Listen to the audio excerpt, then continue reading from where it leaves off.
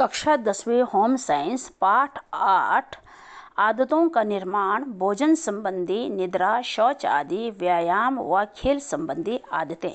प्रश्न नंबर 1, आदतों के निर्माण में कौन कौन से कारक अपने प्रभाव डालते हैं? उत्तर, आदतों के निर्माण में निम्नलिखित कारक अपना प्रभाव डालते हैं। नंबर 1, अभ्यास। किसी कार्य को बार बार करने से उस काम को करने का अभ्यास हो जाता है, अतः वह आदत का रूप धारण कर लेता है।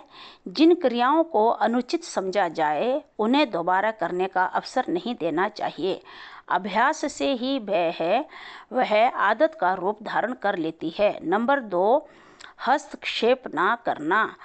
बच्चों को बार बार टोकना नहीं चाहिए। यदि वह शुरू में कोई क्रिया ठीक ढंग से नहीं करता तो उसे अनावश्यक हस्तक्षेप नहीं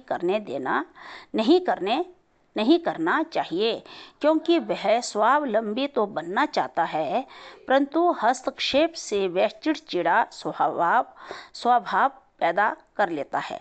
बच्चों की आदत बनाने के लिए उन्हें प्रत्येक कार्य को धैर्य से बार बार करने का प्रयत्न करने देना चाहिए। नंबर 3, अनुसरण की प्रवृत्ति। बच्चों को प्रायः अपने से बड़ों की नकल करने की मूल प्रवृत्ति होती है। अच्छी व बुरी आदतों का उत्तरदायित्व घर के बड़े लोगों पर ही होता है। यदि घर के बड़े लोग बच्चों से ये आशा रखें कि बच्चे कोई गंदी आदत ना सीखें, तो उन्हें पहले स्वयं ऐसा कोई भी कार्य नहीं करना चाहिए। नंबर 4, सहानुभूतिपूर्ण व्यवहार। दैनिक कार्यक्रम में यदि बच्चा किसी नियम को भंग करने की अनुमति मांगे और कारण संतोषजनक ना हो तो बच्चों को सहानुभूतिपूर्वक समझाया जा सकता है। बच्चे के मन में विरोधी भावनाएं उत्पन्न नहीं होने देनी चाहिए। किसी भी काम को बार बार करवाने से कठोरता व निर्दयता का रास्ता नहीं अपनाना चाहिए। प्रश्न नंबर 2, बच्चों में अनुचित आदतों के निर्माण के क्या कारण हैं? इन अनुचित आदतों के सुधार के लिए कुछ सुझाव लिखिए। उत्तर, अनुचित आदतों के निर्माण के कारण। नंबर 1, अनुचित हस्तक्षेप। परिवार में बच्चों की आदतों को ठीक करने के लिए अनुचित हस्तक्षेप करते रहते हैं। हर समय बच्चे को टोकने से वह उस काम को करने में रुचि ही लेना छोड़ देता है, अतः बच्चा हठी व चिड़चिड़ा हो जाता है। अपनी आदतों को छुपाने के लिए झूठ बोलने व चोरी करने लग जाते हैं। नंबर 2, शारीरिक कष्ट। बच्चे कई बार किसी कार्य को करने के लिए जब अपनी असमर्थता प्रकट करते हैं तो माता पिता बिना कारण ज्ञात किए उसे कठोर व्यवहार करना शुरू कर देते हैं। अतः बच्चे कामचोर, हठी, आलसी, चोर, झूठे व चिड़चिड़ा व्यवहार करना शुरू कर देते हैं।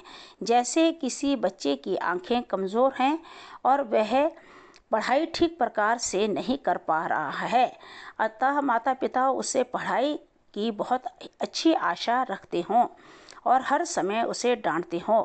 बच्चा प्रायः अनुचित आदतें सीख लेता है, अतः बच्चों की शारीरिक जांच बहुत आवश्यक है।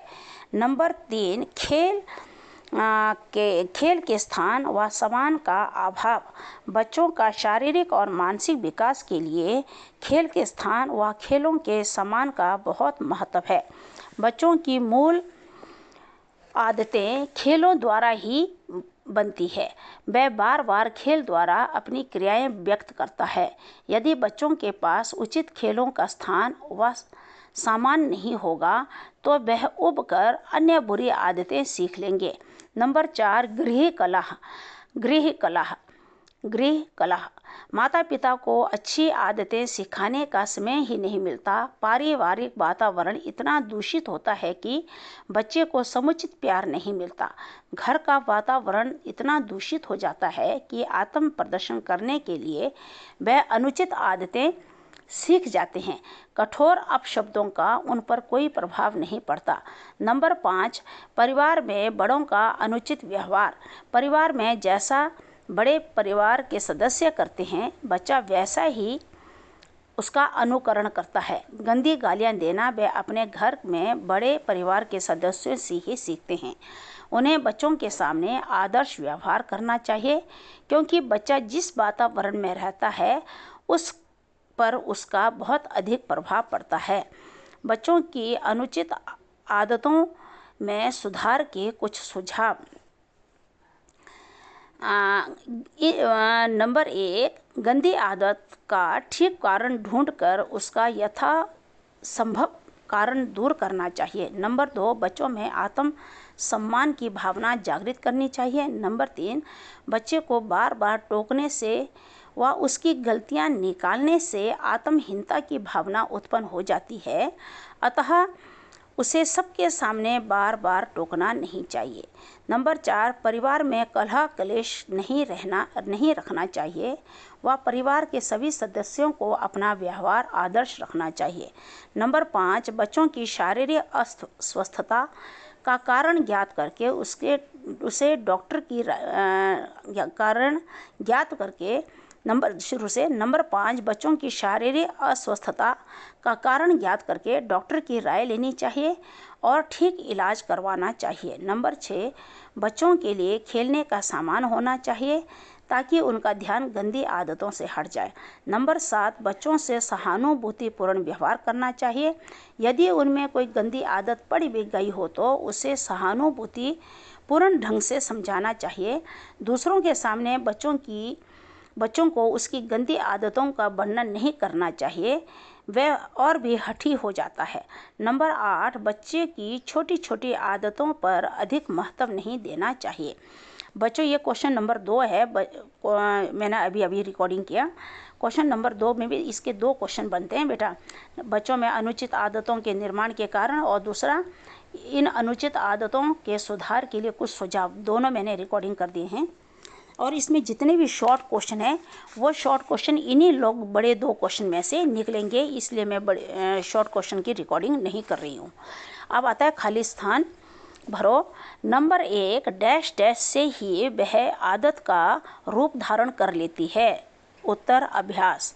नंबर 2, बच्चों को बार बार टोकना डैश डैश चाहिए। उत्तर नहीं। नंबर 3, बच्चों को प्रायः अपने से बड़ों की नकल करने की डैश डैश होती है। उत्तर प्रवृत्ति। नंबर 4, बच्चे अपनी गंदी आदतों को छुपाने के लिए झूठ बोलने व डैश डैश करने लग जाते हैं। उत्तर चोरी। नंबर 5, बच्चों से सहानुभूतिपूर्ण डैश डैश करना चाहिए। उत्तर व्यवहार।